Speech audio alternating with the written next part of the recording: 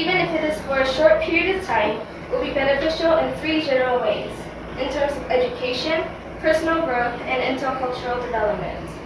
Just like everything else, there are always flaws or disadvantages.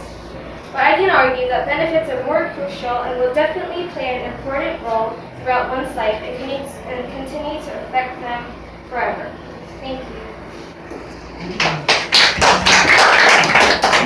So we're going to open the floor for questioning, but we're going to be providing some guidelines. So when we somehow share our questions to our speaker, Kelly, let's try to keep in mind that the questions could help build her up and build her topic. So let's try to, for example, the question I'll be probably asking her, what were the challenges she experienced while studying overseas? Let's avoid this type of question. Do you think your speech is applicable for people with no money? So these types of questions would somehow deconstruct or philosophize the topic, might be beyond the speech she prepares. So let's limit our questions within this kind of context. So I'll start first, Teacher Emily, going through and ending all the way to Madam Linda. And that is my first question. Maybe you could share to us a little some of the difficulties you experienced and how did you overcome them? Some difficulties that I faced during my experience in the US was my language skills. Because when I first went there, I was only an elementary school student and I was not very developed in English. So I had problems with communicating with my friends and my host family.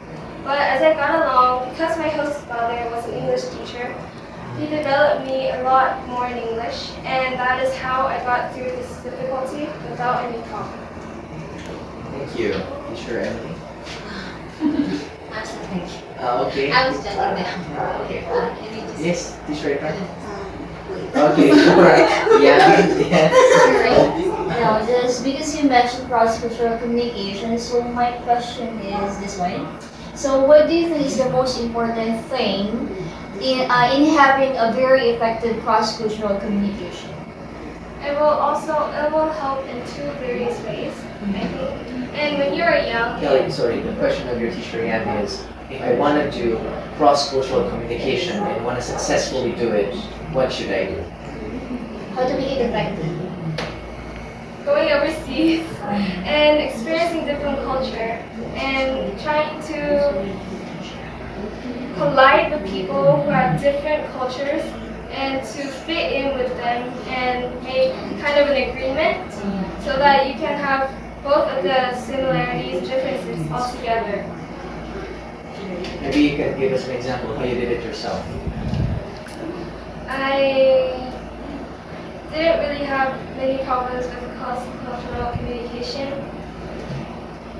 I think it was just my personality-wise. I really didn't have any problems. Okay, Tisha. Yeah. Well, Okay, Emily. Okay, she has a question. she mentioned about the changes of her mindset. So could you mention some of those changes?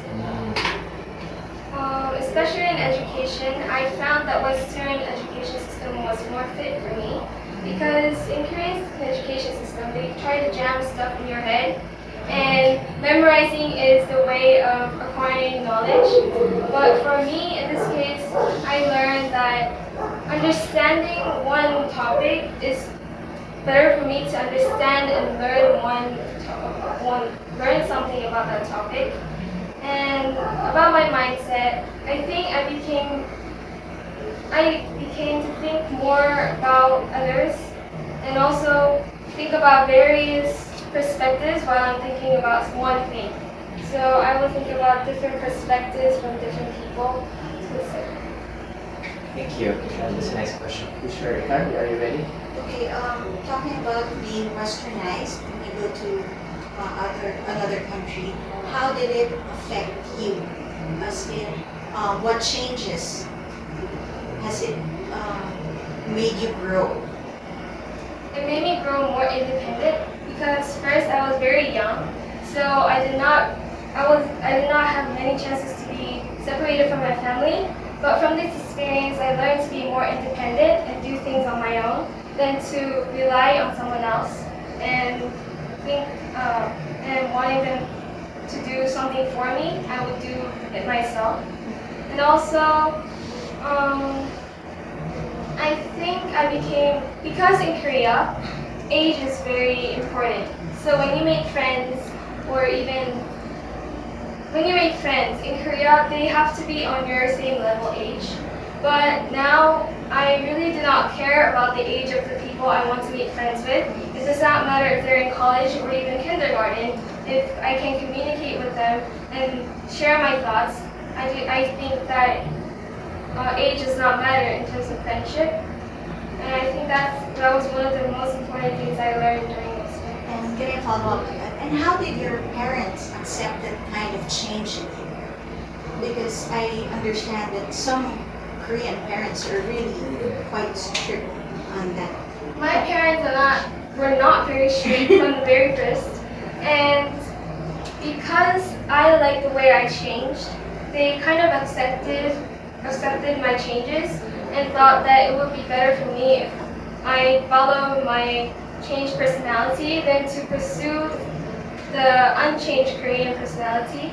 And also, I think my parents are a bit more open-minded than usual Korean parents, and I think that's why they decided to send me to the United States by myself when I was only 5